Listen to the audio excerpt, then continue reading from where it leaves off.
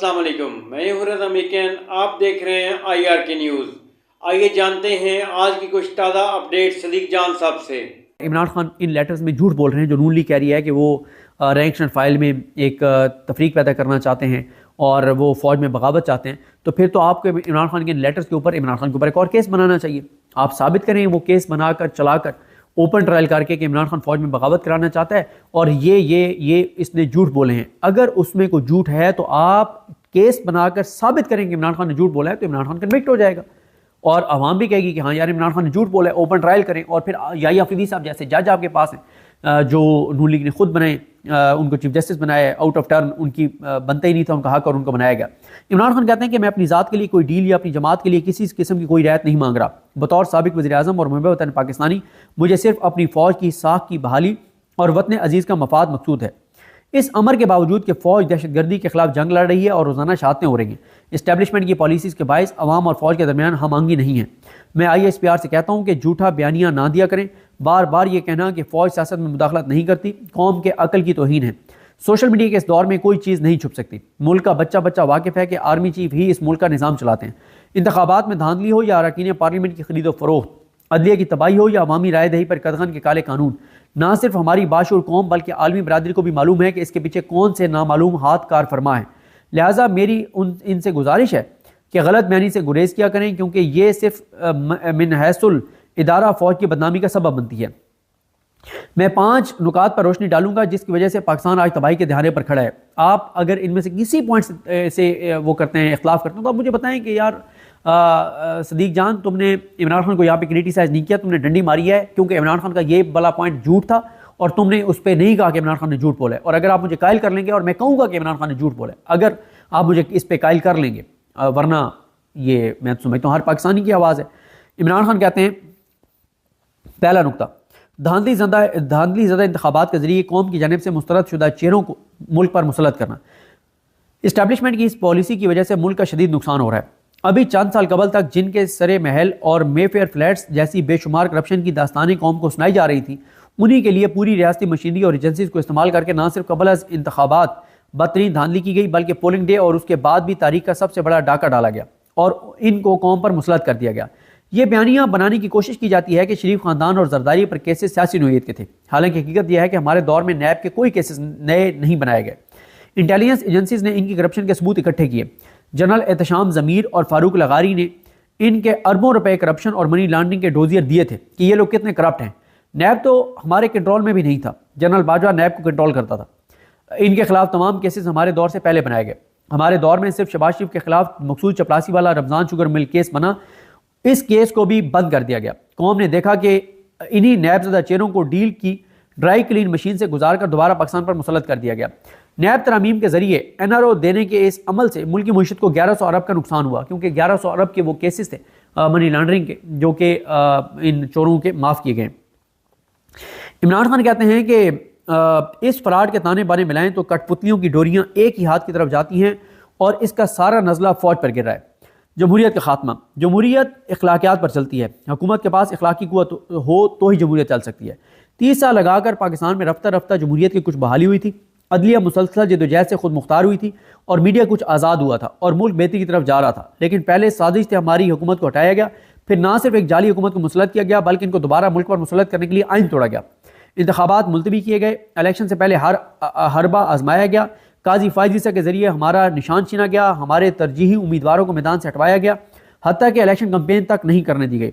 ये सब करने के बावजूद जब इलेक्शन में पाकिस्तानी अवाम ने हमें 2 से ज़्यादा नशिस्तें दी तो फॉर्म 47 के जरिए रिजल्ट तब्दील करके सिर्फ 17 सीटर पार्टी को मुल्क पर मुसलत कर दिया गया और इस इंतखाबी फ्रॉड को छुपाए रखने के लिए और तहरीक इंसाफ को कुचलने की कोशिश में जमहूरियत को मुकम्मल तौर पर पांव तले रोंद दिया गया।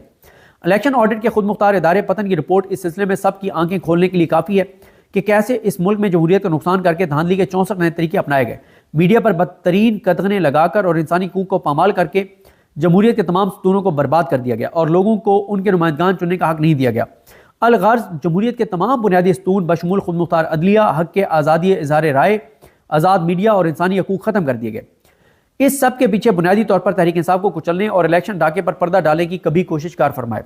तरजीहात की गलत सिम, सारी दुनिया के आगे सारी दुनिया आगे की जानिब सफ़र करती है, मगर हम मुखालिफ सिमत में गामजन हैं।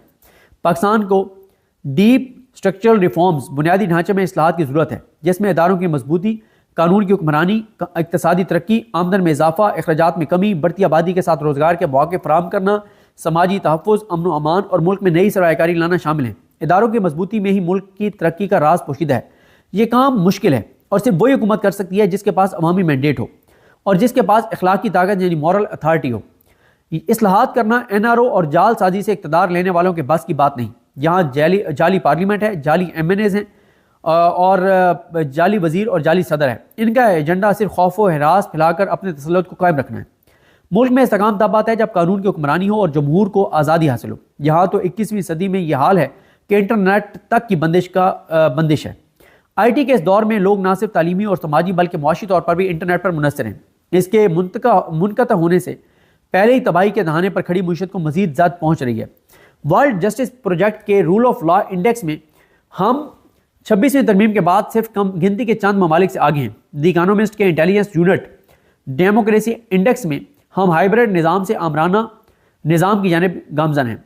इसी तरह मुल्क में अमन सिर्फ तब आएगा जब पड़ोसी ममालिक से तल्लुकात की पॉलिसीज़ को बेहतर करेंगे और पाकिस्तान के मफादात को सामने रखकर पॉलिसी बनाएंगे। हमारी अफगानिस्तान को लेकर पॉलिसी संजीदा नहीं है। इसकी वजह से हमें दहशतगर्दी के बढ़ते नासूर का सामना है। आगे वो कहते हैं हुनरमंद पाकिस्तानियों और सरमाए की मुल्क से बाहर मुंतकली। पाकिस्तान में जारी जुल्म और जबर के माहौल और लाकानूनियत से अवाम शदीद मायूस है। सरमायाकार और हुनरमंद अफराद जौक दर जौक बैरून मुल्क मुंतकिल हो रहे हैं।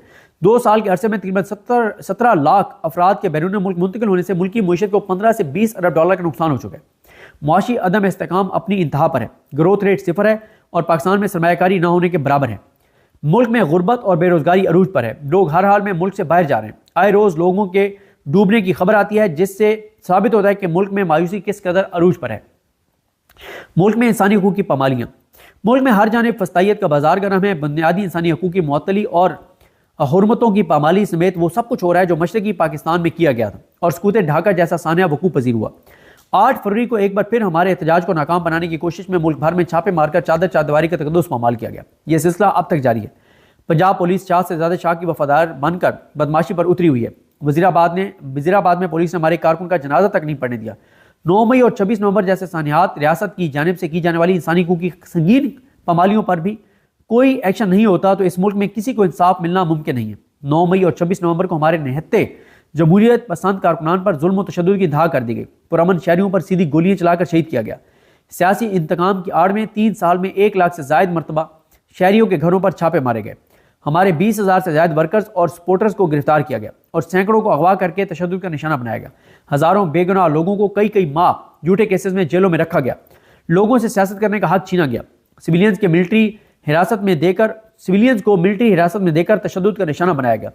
बलूचिस्तान में जो इंसानी हकूक का हाल था, अब पूरे मुल्क उसी की लपेट में है। मेरे केसेस के लिए पॉकेट जजेस भर्ती किए जा रहे हैं। मेरे वकला को जेल ट्रायल में जाने नहीं दिया जाता और सहाफ़ियों को भी अपनी मन मर्जी से अंदर भेजा जाता है। ये सब इस वजह से है क्योंकि पाकिस्तान में 26वीं तरमीम के बाद निज़ाम अदल का मुकम्मल तौर पर खात्मा हो गया।